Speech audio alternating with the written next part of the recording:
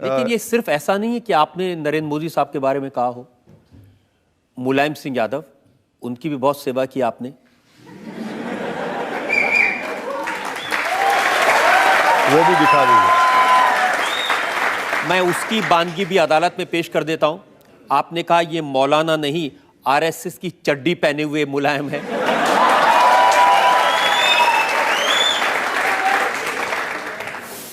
ये मुलायम सिंह ख्वाब देख रहा है, गैर जरूरी अपने आप को मौलाना मुलायम ये मौलाना नहीं है बल्कि आरएसएस की चड्डी पहना हुआ मुलायम सिंह है। इसको शिकस्त देना है आजमगढ़ की आवाम को, और आजमगढ़ की आवाम को बताना है कि आजमगढ़ शिबली की सरजमीन है। अब मुलायम सिंह यादव तो कहते हैं कि वो जिंदगी भर आरएसएस के खिलाफ लड़ते रहे हैं, वो विश्व हिंदू परिषद के खिलाफ लड़ते रहे हैं। देखिए, समाजवादी पार्टी कब बनी?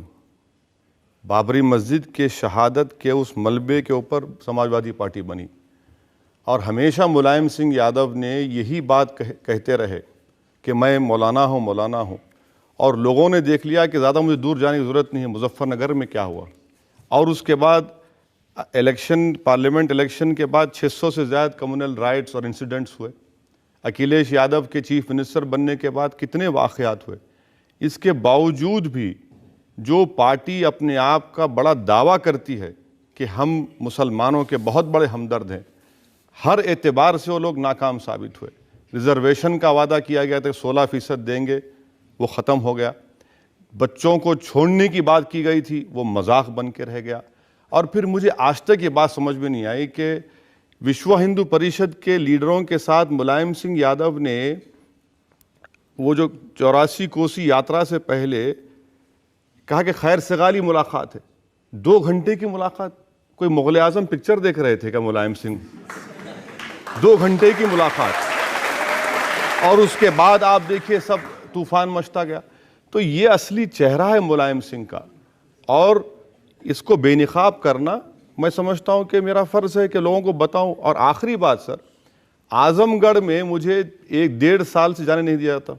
मैं पार्लियामेंट में खड़े होकर अपनी बात को बोल सकता हूं, मगर मुलायम सिंह क्योंकि वहाँ के एमपी हैं, परमिशन देकर हमको कैंसिल कर दिया जाता है। 4 मरतबा हो गया आज़मगढ़ में। आप आग लगा देंगे आज़मगढ़ में जाएंगे तो? नहीं सर, अगर मैं आग लगाता हूँ, अगर मैं आग लगाता हूँ या फिर मुलायम सिंह को मैं नीचे गिराता हूँ, ये तो वक्त तय करेगा। अगर मैं जाकर कोई गलती करता हूँ, आप मुझ पर फौरन केस बुक करिए। मैं कई मरतबा वहाँ के एसपी से बात किया, मैंने कहा कि अगर मैं गलत बोलूँगा, आप बोलिए कि रुक जाइए, मैं रुक जाऊँगा। मतलब हम इस मैदान में हैं, इस सियासत में हैं, आप हमको जेल को ले जाइए, केस बुक करिए, हम तैयार हैं। लेकिन आप कहते हैं कि दूसरे ऐसी भाषा बोलते हैं उससे आप सीखते हैं। क्या कभी मुलायम सिंह ने इस तरह की भाषा का इस्तेमाल किया? मुलायम सिंह यादव ने, खैर उनको बात ही करना नहीं आता सर, क्या बात करेंगे वो। अब उस पर क्या, मैं उन पर ज़्यादा पर्सनल अटैक नहीं करना। क्या नरेंद्र मोदी ने कभी ऐसी भाषा का इस्तेमाल किया? सर, अगर आपके पास रिकॉर्ड होगा, मैं आपको आउटलुक मैगजीन का हवाला दे रहा हूँ। जब 2002 के उस बड़े प्रोग्राम और जेनोसाइड के बाद जब असेंबली के इलेक्शन हुए, तो उस वक्त के चीफ मिनिस्टर गुजरात के अपने तकरीरों में क्या क्या नहीं कहा। जेम्स लिंगडो, अहमद भाई पटेल, मियां मुशर्रफ, क्या हम ये कैंप्स चलाएंगे इसलिए कि यहाँ पर प्रोडक्शन सेंटर हो जाए आपका? सर, आप भूल चुके होंगे, मैं तो नहीं भूला। नहीं, मैं बिल्कुल नहीं भूला, और मेरे पास पूरा रिकॉर्ड है। और जब वो आपकी अदालत में आए तो हमने उनसे पूछा था, और उन्होंने कहा कि मुझे माफ़ी मत दो, अगर मैंने गलती की है तो मुझे फांसी पर लटका दो। उन्होंने कहा 125 करोड़ देशवासी मेरे भाई हैं, चाहे नोच डालो, भेदभाव नहीं करूंगा। लेकिन आप कुत्ता ऐसी भाषा का इस्तेमाल करते? सर, भेदभाव की आप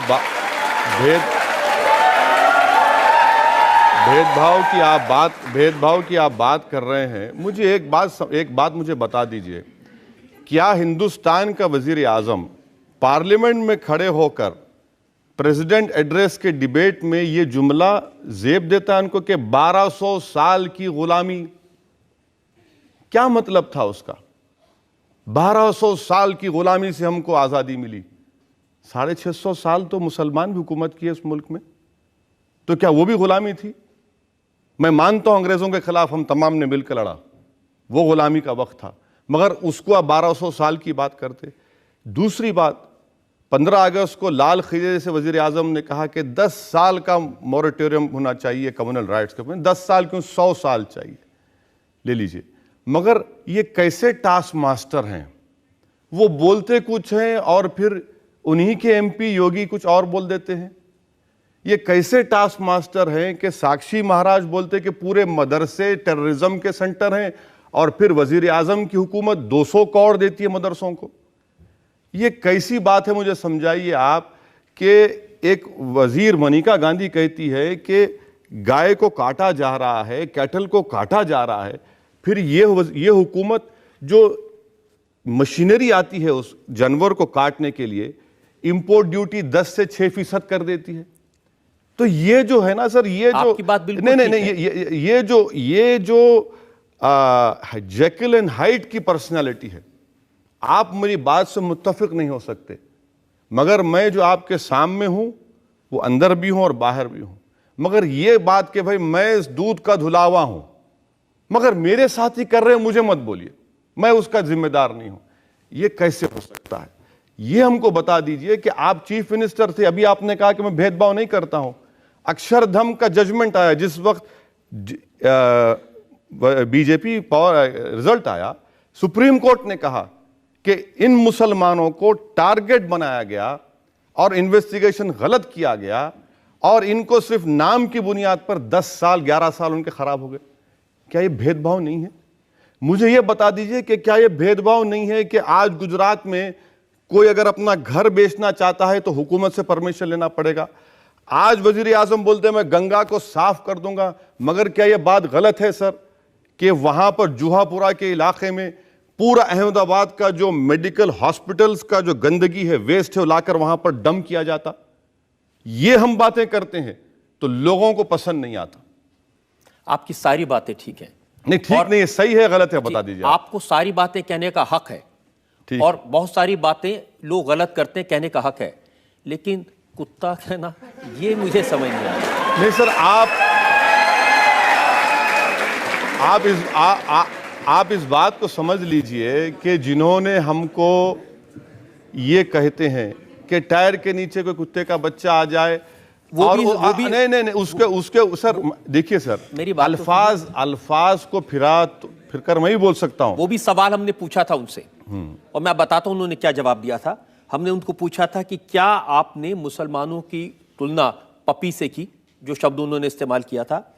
उन्होंने कहा कि मैंने किसी को पपी नहीं कहा, मैं तो अपनी संवेदना व्यक्त कर रहा था और मैं तो ये कहना चाहता था कोई चींटी मरती है तो भी दर्द होता है, तो ये कहना कि मैंने किसी को चींटी कह दिया, ये उनकी थिंकिंग हो सकती है। सर इशरत जहां का एनकाउंटर की फाइल जो आईबी के ऑफिसर के प्रोसिक्यूशन के लिए गवर्नमेंट ऑफ इंडिया में रुकी हुई है, दे दीजिए सैंक्शन दे दीजिए ना, कौन रोक रहा है आपको?